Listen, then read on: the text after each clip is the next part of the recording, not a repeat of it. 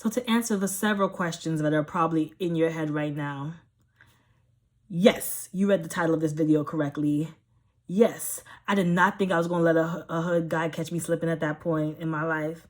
And yes, I do not look like the type to even entertain or fathom the thought of dealing with drug guys. But when I was a kid, anyways, we'll get into it.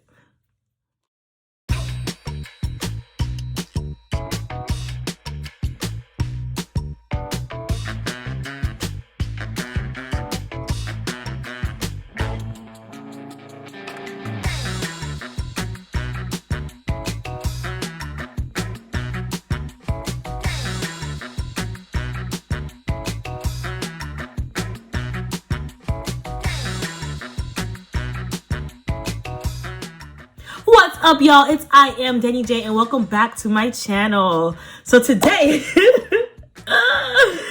it's a brand new series. It's gonna just sprinkle in. It's not gonna really have a set schedule like the Date Night Set with Danny will. It's just gonna be sprinkled in there, a little. The time So,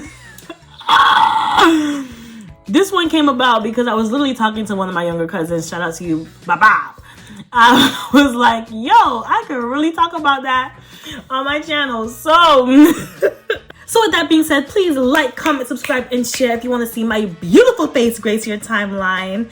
And without further ado, here is the time I accidentally almost outed my drug dealer boyfriend. Woo! So let me give you a little bit more about me, guys. Back in the day, when I went to schools and things like that, I didn't go to a hood school. I lived in not the best neighborhoods, but because my parents were trying to get it together after coming to the States from JA. Gunfire. They tried their best to obviously provide a stable living environment for their kid or whatever. But that being said, yeah, my outside environment wasn't the best, but in terms of where I went to school, my friends, things like that, I definitely had a very solid upbringing to say the least, as well as, very grounded people around me. So just to reiterate, boy, I might joke around and be on that period hood stuff. I'm not really hood for real, y'all. I wouldn't last 2.2 seconds and then I get to living there in real life, for real.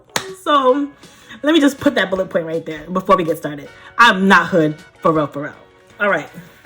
So with that being said, certain mannerisms, signs, demeanors, things that would naturally stick out to someone who was brought in that kind of area. Yeah, no, your girl wasn't peeping any of those signs. So with that being said, this is why this story went so drastically downhill. So, he's a drug dealer, so we got to get him a nice drug dealer name. Okay, y'all, so we gonna call him, his girl name gonna be Hakeem. So I met Hakeem in my very early stages of Broward College. Though I did have an on again, off again boyfriend that I was dealing with since high school. Again, on again, off again. So in that being said, the off parts were the off parts. So there was this guy, his name was Hakeem. And at BC Girl, if you know Broward College, this is North Campus to be exact. People would just go to Broward College and be on campus that were not enrolled in any classes. People were just there trying to flirt and stuff, whatever. So, girl, everybody wanted Hakeem. He would post up on top of again, Gen Z, y'all don't know about any of this, what I'm about to describe to you. But there were these things where newspapers were kept in, and it was a metal box to protect it from the rain and stuff like that. So they had two of those, one for the college newspaper and the other one for the actual newspaper. So yeah, Hakeem and his homie they posted up around that area where the newspapers were kept. So day in, day out, you see girls trying to shoot their shot with Hakeem, and he'd be like, nah, whatever. So I'm gonna post a picture of my nerdy self right up here as I looked on BC's big bad campus. And in the back of my mind, I knew hood ninjas was not gonna be really messing with me because I'm too goody for a hood ninja, right? I'm not with that ride or die. I'm not going to jail for you. I'm not doing any of that. So I definitely did not think that anybody in that lifestyle would give me the time of day, nor did I really care to be given the time of day in someone who was living that lifestyle. So when Hakeem approached me and was like, yeah, ma, thank you, and baby girl this. Baby girl will catch me slipping 99.9% of the time.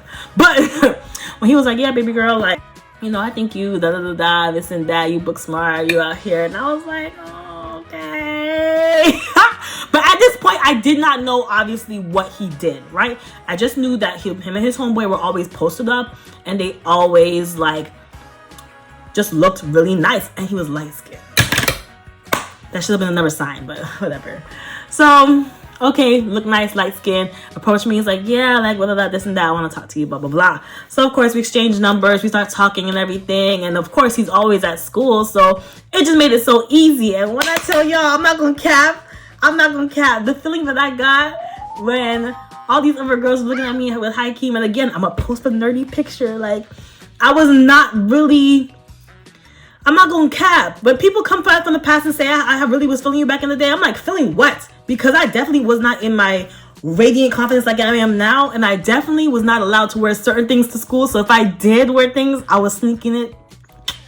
Secrets out. I'm grown. What y'all going to do, beat me? I was sneaking to school in clothes that I was not allowed to be on campus in. So I'm really trying to understand what you were falling for at that point, because I wasn't in love with me, to be real honest. So, all right, speed fast.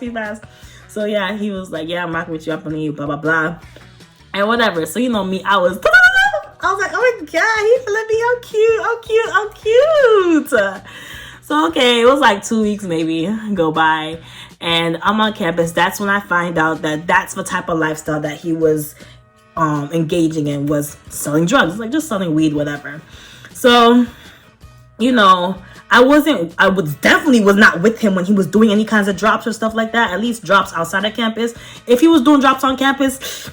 So one day I'm chilling, I'm walking from one side of the campus back to the other where the cafeteria was, like out in the, I guess, front of everything. So I get approached by this white gentleman. He was shorter than me, so he probably came up to me like right here and was asking me, like, you know, where he can get drugs from, whatever. I'm gonna pause right here. Yes, all y'all from the hood are like, we already know where this is about to go. I'm so happy that you got that light bulb, but baby, I did not get that light bulb. So, all right, let's play on the story. Okay, so he asked me where I could get drugs from. Now me, you know, I'm a drug dealer girlfriend. Like, I'm a fiend. Like, I'm in these streets. So I'm like, okay, I'm helping the family business. I'm getting my band of a client. Like, I'm here. I'm building. Like, I'm wifey. So I bring this man. I bring this man to Hakeem, and I'm like, babe. He said he want to buy drugs. So Hakeem looks at this man. He like gives him the up and down and stuff, you know, whatever the drug dealer criteria is before you, like when you assessing your clients and stuff. So he looks at him. He's like, I don't sell drugs. And now me, not being in that lifestyle, even though in my mind I'm thinking to myself like, yeah, you do.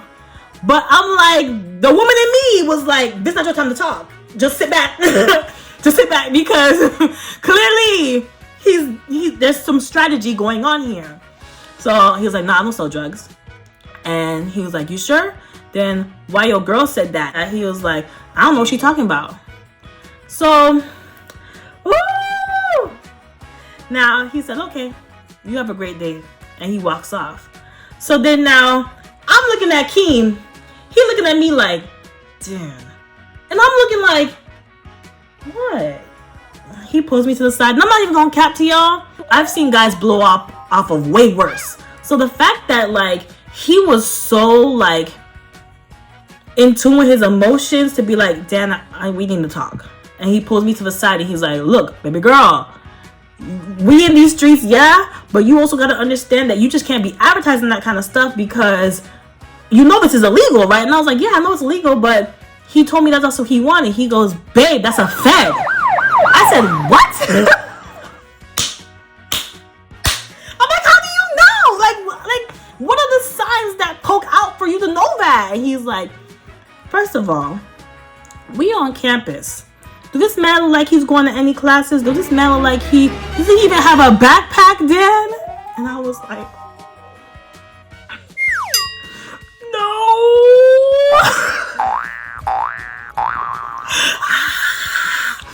I'm like, oh my God, that's so true. Again, mannerisms and things that you don't notice if you're not in that lifestyle. So he was like, listen, I understand.